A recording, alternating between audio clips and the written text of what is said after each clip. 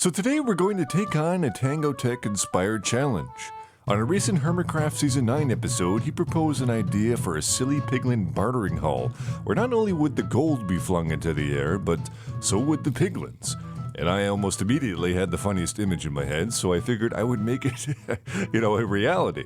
And Tango decided to make his a Ferris wheel where the piglins are situated in minecarts and collecting gold ingots while being tossed around in a big old circle jerk there. And I mean, that's just hilarious and innovative, and there's no question there, Tango is a genius when it comes to redstone.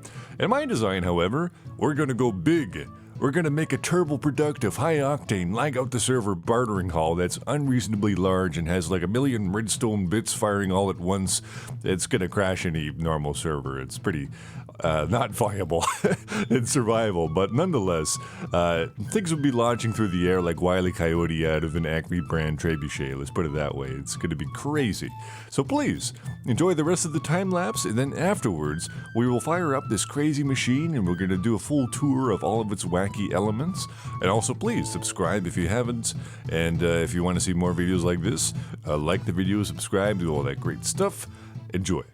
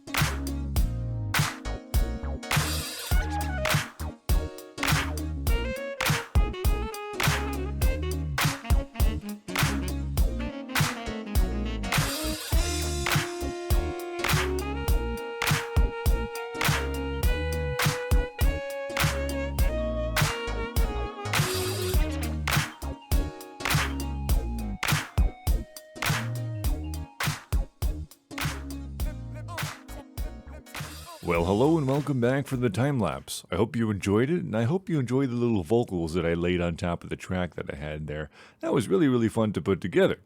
As you can see, it is now finished, minus decoration, which I might or might not do in the future, depending on how well this video does. I think it'd be kind of cool. I could probably decorate this to make it look very interesting, give it a theme of some sort, and there's definitely a potential for that. But as you can see, we have a series of gold cannons launching gold ingots at this honey slide, quite like Tango's Hermitcraft 7 minigame in the minigame district, where things were coming up along the honey slide, and I took that as inspiration and added more elements. Now we have launching Piglins, and before I get too much into the explanation of how things work, let's just launch it up, why don't we? So here's the on switch. Whee! So initially you're just going to see some piglins being launched, right? And here comes the gold. And what happens is they get launched into the gold. Yeah, and now they come down here. And there is a huge series of, there's a large collection system down here that pretty much covers pretty much every block in this whole area in which, right, so they start here, this mitigates fall damage, they get pushed here, they also get drawn to these dispensers that are shooting out gold ingots. There is some loss in this whole system. It's not completely perfect, but the amount of loss is actually extremely minimal, I find.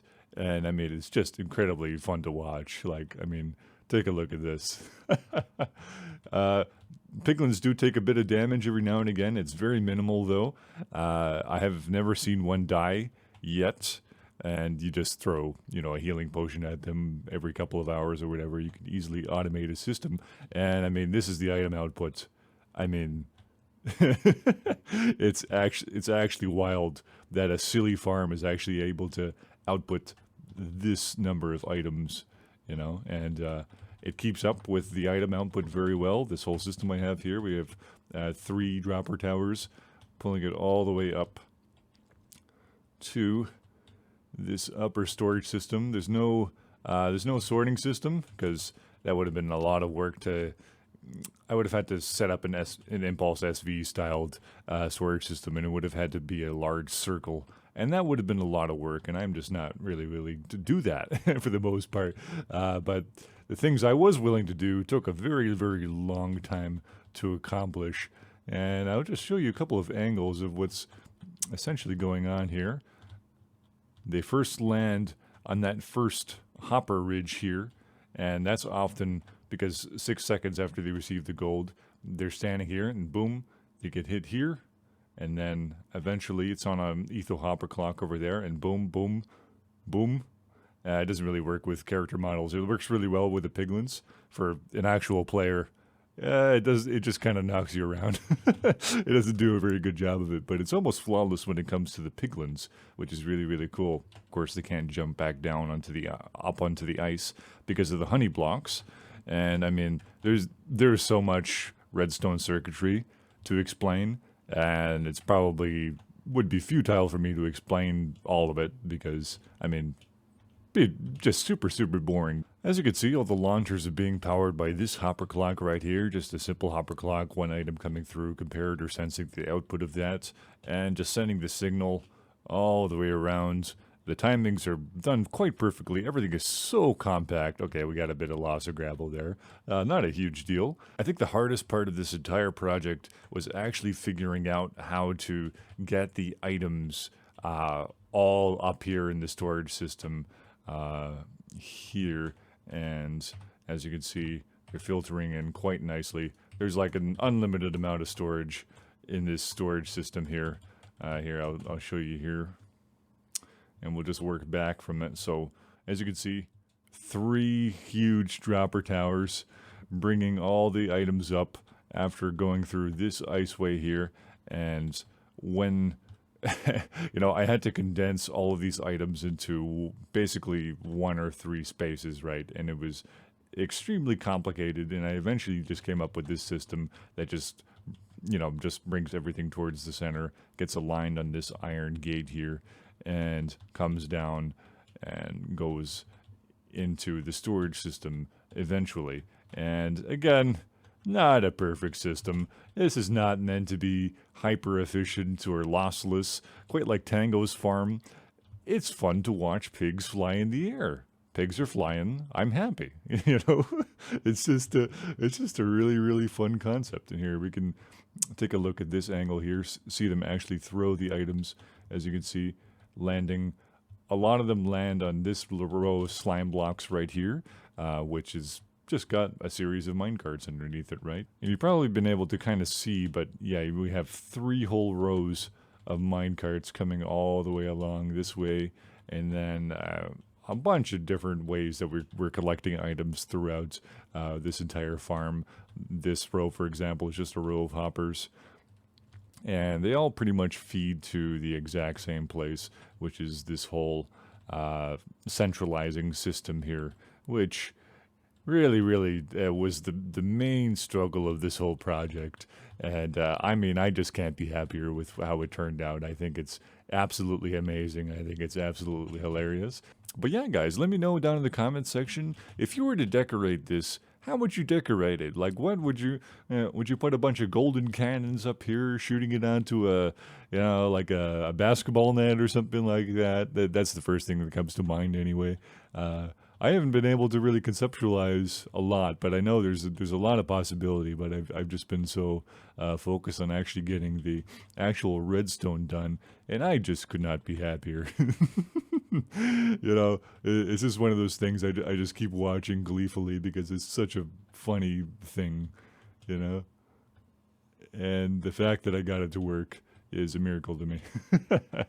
All right, guys. You guys have a good day, and please like, share, subscribe, do all that wonderful stuff, and hopefully another video coming soon. Bye-bye.